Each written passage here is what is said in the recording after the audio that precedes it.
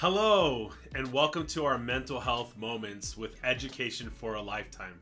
My name is David Galvan, and I'm the director of this organization.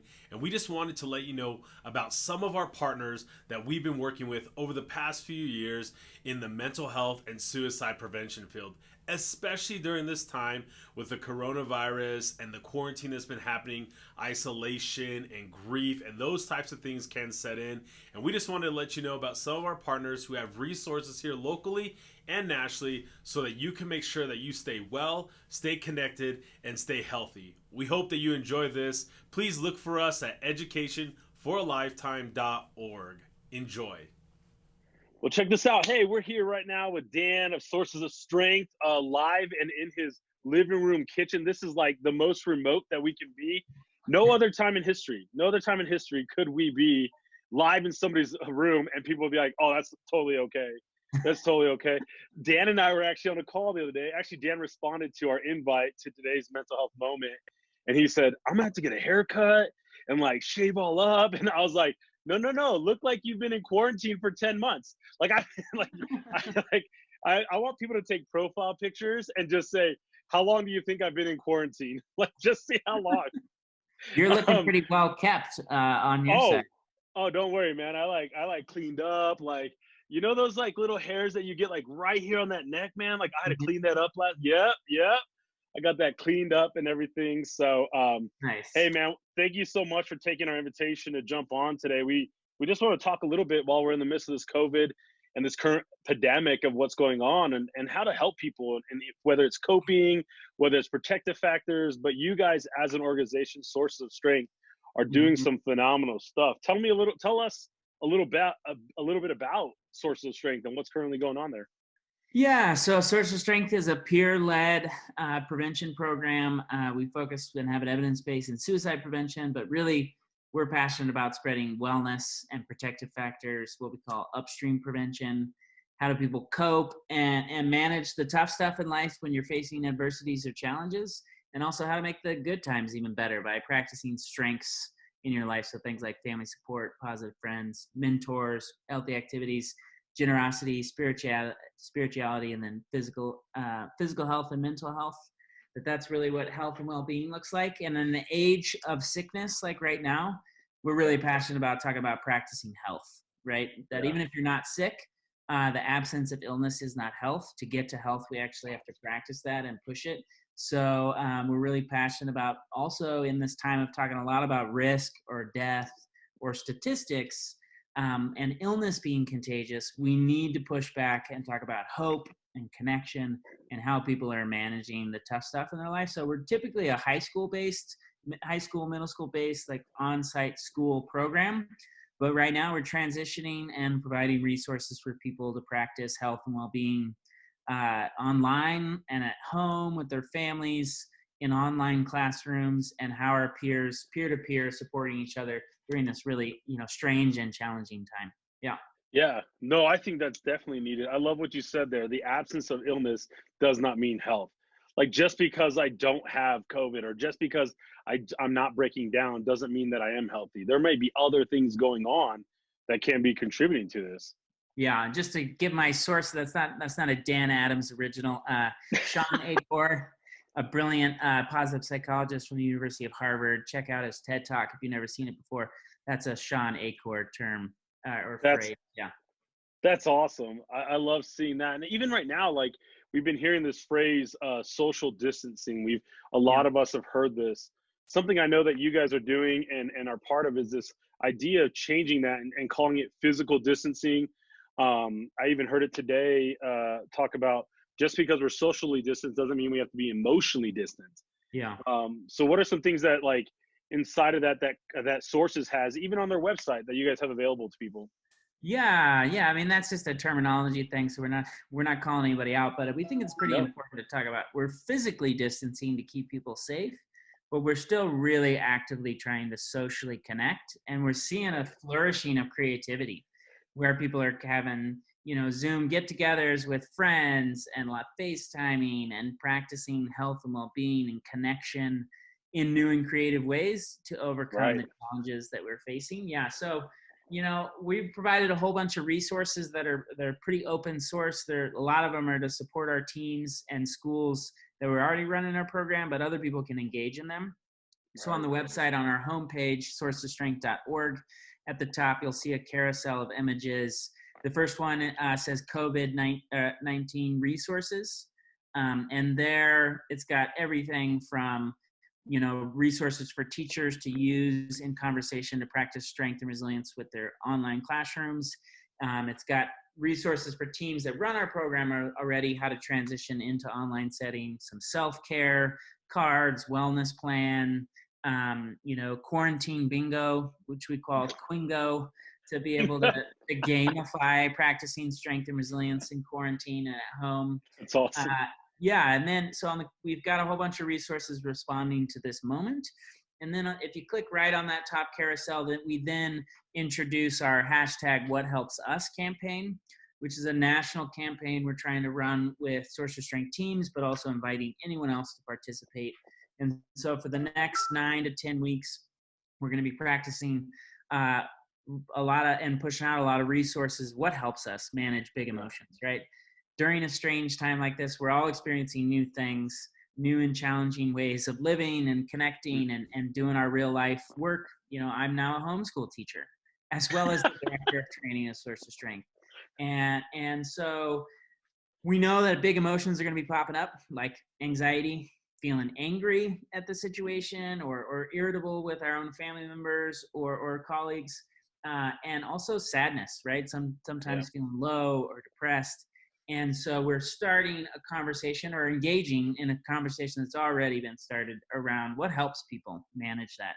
And how do we, not only do that in our private lives, but do it in a really public way, because we know as we push out our own coping strategies, we give other people hope that they too can cope, and maybe they get new ideas on how to cope. And so if you go to #WhatHelpsUs, you'll see a whole bunch of our own staff posting videos and staff members and students across the country posting videos. And actually this week, we're encouraging folks to spread hope, and strength by creating their own What Helps Us video. Awesome. You could do it too, David. And I'm in. Watching, just as simple as maybe just a couple of clips on your story, what's helping you right now manage. Or, if you have some video skills, putting together another video that has a clip of either showing or talking about what are the things you're doing to cope with quarantine. Yeah. That's awesome. Just so everyone knows, all of the links, whether it's sourcesofstrength.org, all the links, the handles, everywhere you can post those videos, the #WhatHelpsUs will be available all down below, wherever you find this video being posted. Daniel, what's helping you? Like what is currently helping you as you've been in this COVID, man? Yeah, well, if you go to #WhatHelpsUs, you'll see my video. But a couple of things that have really helped me, my kids.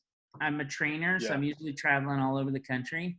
And so I'm just really soaking up the opportunity and privilege of being home all the time, hanging out with my kids and my partner. And so we're practicing strength in terms of playing together, building train sets and magnetiles and playing outdoors when it's not snowing. I do a lot of woodworking, so I've been building. I made a couple of charcuterie boards out of walnut and been giving those to friends, saying, hey, when we can get back together, we could eat and have dinner parties together. But in the meantime, practicing generosity to give things to folks. I've been calling my parents more regularly to check in with them and connect over FaceTime. We did a little virtual Easter egg hunt with my parents, grandparents. That's awesome. That's awesome. And then, hosting Zoom meetings for my friends has been really powerful. And then luckily I work for a phenomenal company that prioritizes wellness and strength. Yeah. And so every morning with our staff, we have an hour staff meeting, and we do some wheel work where we talk about our strengths every single morning. And as part of that, we've done a sock puppet flash mob Les Miserables of One Day More song.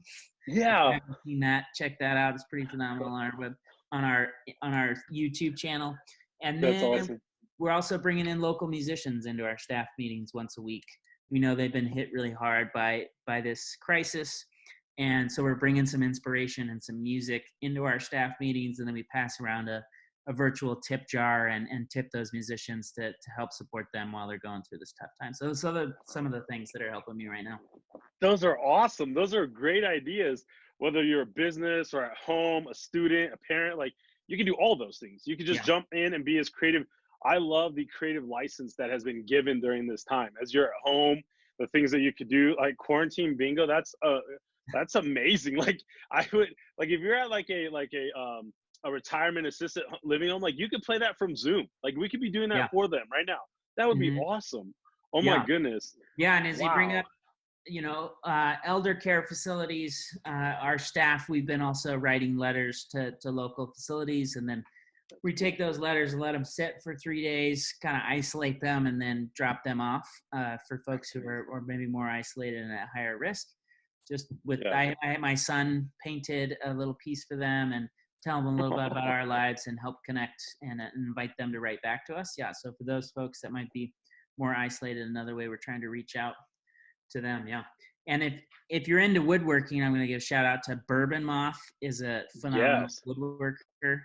He created a woodworking video for kids because Oh, his son wow. challenged him to make more interesting videos. So I built he shows you how to build a catapult with your kids.